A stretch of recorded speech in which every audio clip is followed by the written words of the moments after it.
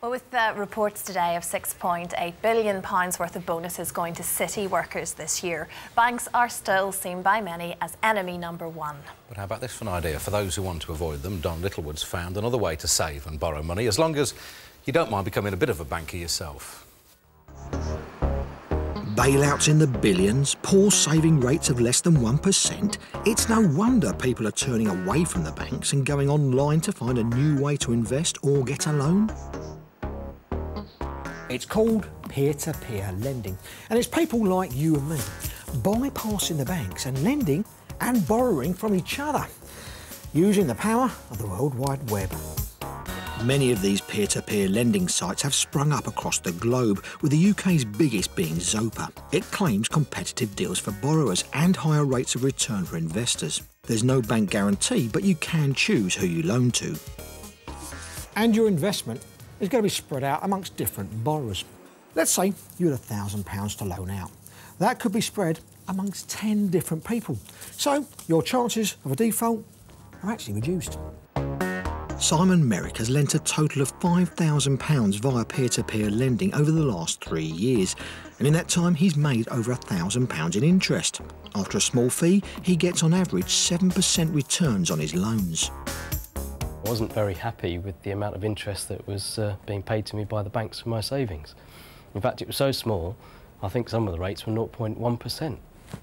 That's rubbish. What about the risk of losing your money? I've had about £180 worth of debt, but part of that's really still late payment, so I'm hoping still to get that back. But in the big scheme of things, the amount I've lent, it's a very, very small percentage. So there is a risk of losing some of your cash, but Simon's lent to many peer-to-peer borrowers, people like Matthew Grisoni from Cambridge. He recently borrowed £15,000 over 3 years for a new car. Peer-to-peer lending was by far the best rate. It also gave me a lot of flexibility in terms of I could pay it back and I'd only pay what I borrowed. There would be no penalty charges for early settlement. Very efficient.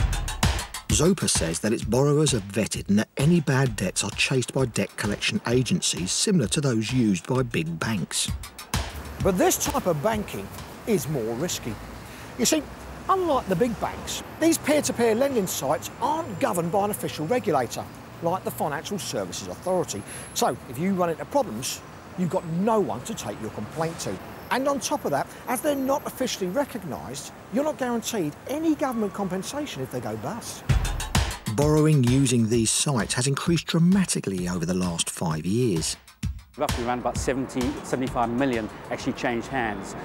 It might seem a lot of money, but if you consider the amount of money that's changing hands in high street banks and people's savings going into trillions of pounds, it's very small. Is this the end of the road for banks? It's not going to be the death of high street banks.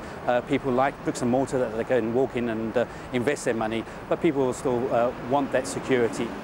Now, you may be fed up with your bank, but don't sack your bank manager just yet.